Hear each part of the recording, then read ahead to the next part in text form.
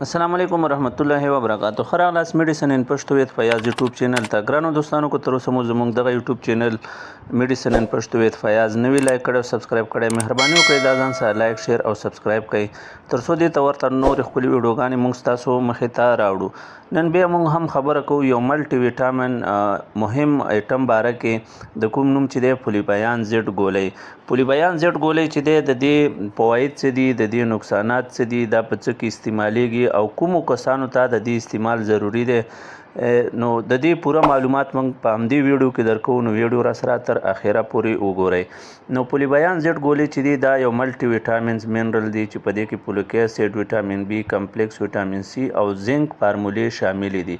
نو دا ټول هغه اسینشل فارمولې دي کوم چې د بدن د کمزوري او بدن د دفاعي سیستم یا امیونټي لپاره بهتر دي. نو پولیبیان زیډ ګولۍ چې دی دا یو ملټي نیشنل کمپنی مارټینډو جوړې کړې دي او په هر میډیکل سټور کې په اسانۍ سره پیدا کېدل هم ممکن دي. نو کوم هغه کسان چې د هغو بدن کمزوري وي یعنی ژر د ستړیا احساس کوي بدن زر ستړی کیږي یا بعضی هغه بیماری چې دا بدن کمزوري او زر بیماری پر راځي زر ناروغه کیږي یا زر دته مشکلات پیښیږي بدن کمزوري وي ستړی احساس ډیر کوي کار ته زړه نه کیږي سستی وي پکې لټي وي پکې. نو دې دپاره چې دی پولیبیان زیډ ګولۍ یو ډېرې بهترینې ګولۍ دي او د دې په استعمال سره د دغو ستونزو حل ممکن دی. نو دې کې ویټامین ای ده همداسې بی کمپلیکس دی همداسې فولیک اسید دی. نو دا هغه دغه دي فارمولې دي چې کوم کسانو بدن کمزوری وي یا د بدن وینې کمی ولري نو دې دپاره هم دا یو مهم ایټم دی او دوی په استعمال سره د وینې د کمی ستونزه هم ختمیږي. همداسې زنک چې دی د ویښتانو د طاقت لپاره د پوستکي د طاقت لپاره او د بدن د دفاعي سیستم یا امیونټي لپاره د دې ټولو لپاره دا یو ډیر بهترین ایټم دی او د دې په استعمال سره د دغو ستونزو حل ممکن دی.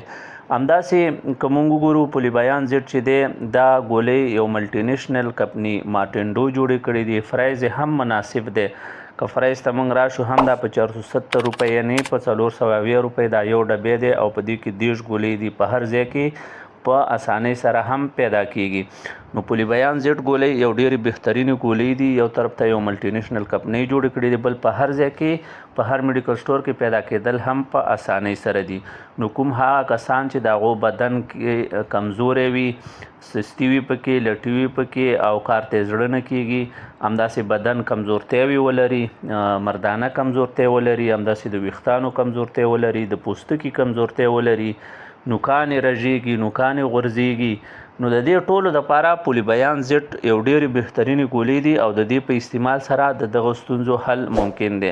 همداسې د استعمال ښه طریقه یې دا ده عموم کې په ورځ کې یو ګولۍ په مړه باندې استعمال شي. نو دې کې 30 ګولۍ دي یو میاشت تاسو استعمال وکړئ نو تاسو به خپل بدن کې د انرژۍ اثرات وینئ د خپل بدن کې به د طاقت اثرات وینئ. نو که تاسو ته پیدا ډیره میلاو شوه او پوه شوئ نو بیا کم از کم دا تر 3 میاشتو پورې یا 2 میاشتو پورې وخورئ.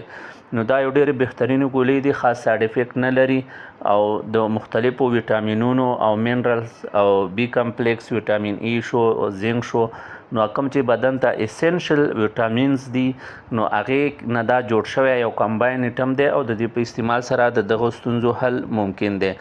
نو دا یو ډېر بهترین ایټم دی موږ تاسو ته ریکمنډ کوو چې د دې استعمال وکړئ.